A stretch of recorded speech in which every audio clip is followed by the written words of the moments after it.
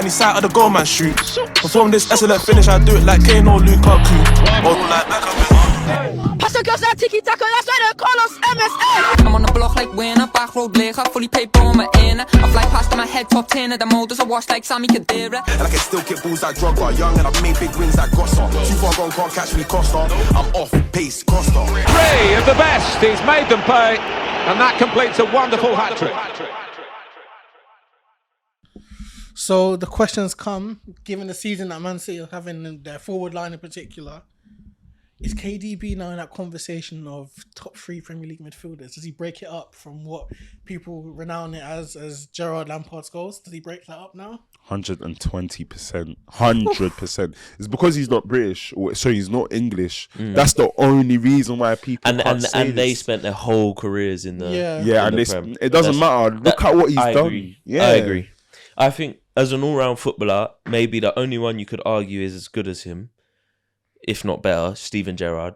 In terms of all-round footballer, in terms of technical ability, in terms of technical ability, he is by far and away the best. 100%. I think. No, but wait, sorry. Technical ability. Wait, before we start this video, make sure you like, Comment.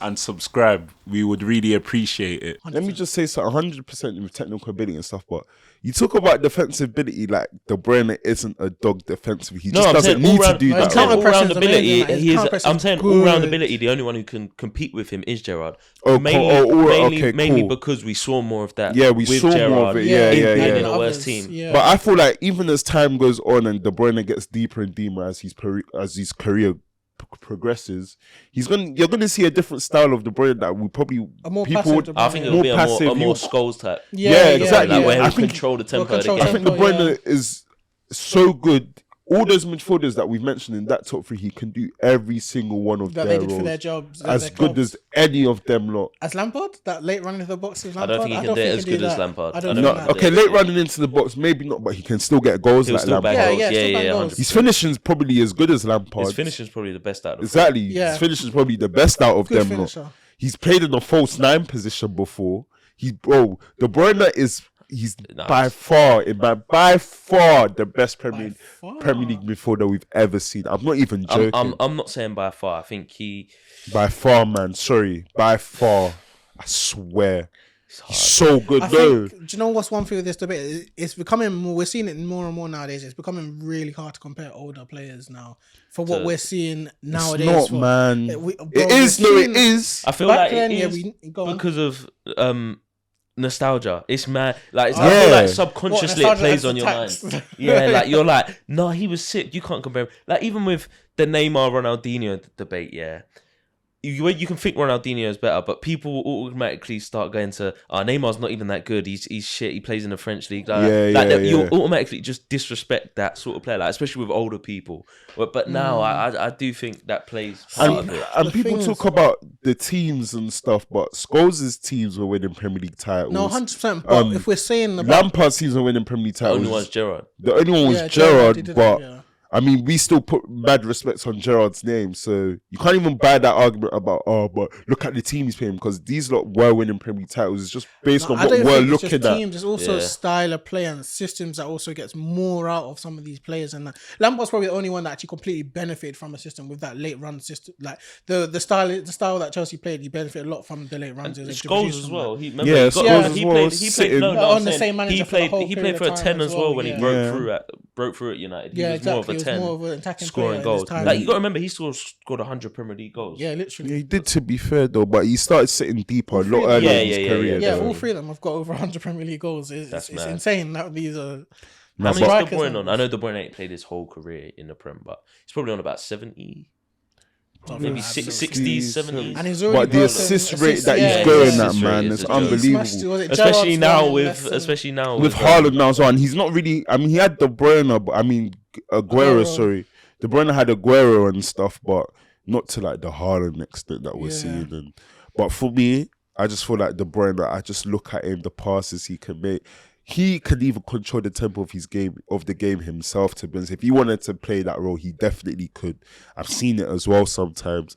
Like if De Bruyne wants to turn up, he'll turn up. If he wants to slow things down, And for me, even though it's not controlling the tempo of the game from sitting deep, he's still kind of controlling. Exactly. He takes the game by the scruff of the neck. If City needs to score a goal, he's gonna be that guy for them. Exactly. So for me, I just feel like De Bruyne is. I think he's miles clear. I'm not even joking at this point. De Bruyne's on 58 goals per year. Yes, around 58, 60, but it's the assist, the passing, the chances creation, everything. And he's 5th on the all-time assist record with 95. Exactly, 5th. The one thing I would say is that, let's say in a different scenario where like these other 3 players were playing under Pep, do you think then we'll start seeing differences from the system and the way City play with always the overloads, the extra man? It's like it creates a more vivid picture of the next pass. I think Scholes could have been unreal in the Pep and I think system. Under Pep, we're not playing how much. I feel like the other two don't really. Well, think about it. Pep literally played with all genius midfielders, and he made them all look absolutely amazing. I'm not saying they weren't amazing players, but he got the absolute everything out of these midfielders because of how good Pep is. With the Xavis, Iniestas, now the KDBs. Not saying it's in their bracket, but Pep is also a big contribution to how good a player can be because he gets that all out of them. Did we see perhaps everything under all those few? Like Gerrard played against some managers that were a bit shaky, you know what I mean? Hodgson. I guess. Right? That's fair to say. Chelsea chop and change managers all the time with Lampard. You can say with Sir Alex is a bit different, but the way that Pep envisions football is different to what we've seen before, probably. And especially attacking wise, how much domination they have in their opponent's half. We don't really see these possession stats like that. That plays a part, but at the end of the day, the player still has to do that job and fulfill it. But it's an easier picture. We can only judge it. We can only judge what we see, and what I see is what I see is the greatest midfielder of all time. Even like the performance against Wolves, the back end of last season, the 5-0, where he goes and gets 4 goals. He gets a hat trick on his left foot, like. Come on, man. 2-footed as well. That's the one thing that's amazing. Absolutely 2-footed, ridiculously 2-footed. And De Bruyne is the best ball carrier out of the lot as well. He can do it all. He's literally the best midfielder the Premier's ever seen. People talk about you're touring. No, don't give me that. De Bruyne is De Bruyne. It will be De Bruyne for a very long time. It will. He's the best midfielder we've ever seen in this league. And I'll keep repeating it. He's so good. And when people make that Ozil comparison, I hate it much. About what? Vision or creativity? No, about the creativity and stuff. I don't care. Like, maybe Ozil was maybe a tiny inch better. I think he's slightly better vision, maybe. I don't know, but De Bruyne's vision is crazy. There's sometimes where he's playing that ball across where you don't even see who he's looking to find. Exactly. And then it curves. Sometimes that I think his system that is Pep saying, look, you play that. You play that pass and then someone make that run every time. A good example of that is the one he scored Haaland's second goal against where De Bruyne played it. For United against United, where De Bruyne played it in between both of our centre backs and Haaland was their back post. That's a system goal. But of course we see Pep. That's like of course a it's still an unreal pass. It's unreal. But that's a trademark KDB assist. That one way he passes it in between the centre backs for the back post. Sterling's eating off that. We've seen Jesus eating off that. Sane eating off that, and now Haaland eating off that.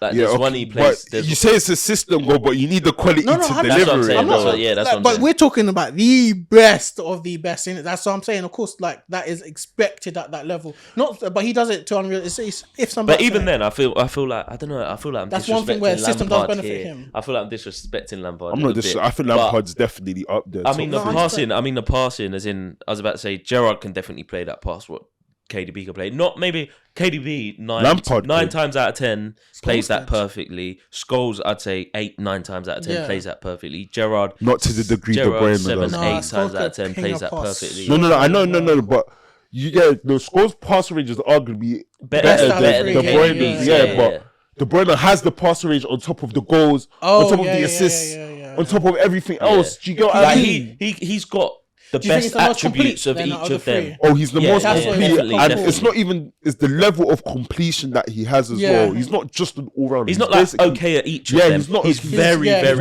at all of them. Basically, his finishing's unbelievable. De Bruyne's finishing is I remember the power shots he gets. Do you remember against Arsenal where he gets exactly roofs it? Like, bro, it's nuts. De Bruyne he's so good. He's actually so good. Like, I'm sorry, I'm not even. All he needs is a Champions League. Yeah, that's all he doesn't needs. need a He doesn't even need it. I've stopped leaning on that argument. Like, He doesn't even need that, it. like, He doesn't even need it. justification Exactly. for it. Every big game he steps up. What more do you want from? I'm telling you, De Bruyne he's Miles and man. He's just Miles. I'm sorry, he's a Miles. That's for me. I don't know what more I can say. KDB top, yeah. Oh. For me, it's KDB probably top. Gerrard second, Scholes third, Lampard fourth for me. I think I'd go with the same list, but I just had to put the others. I put Lampard second, Gerrard third, Scholes fourth. I think I've always said Lampard, Gerrard, and Scholes is a lot to do with preference. What Yeah, sort of yeah, midfield? Yeah, it's a preference. And most of the time down to what team you supported for a lot of them. Yeah, people talk about if you say Lampard's better than Gerrard, then you're crazy. You don't know football. I think but it's also that's close, not fair like. to say close, at all it's very, very close.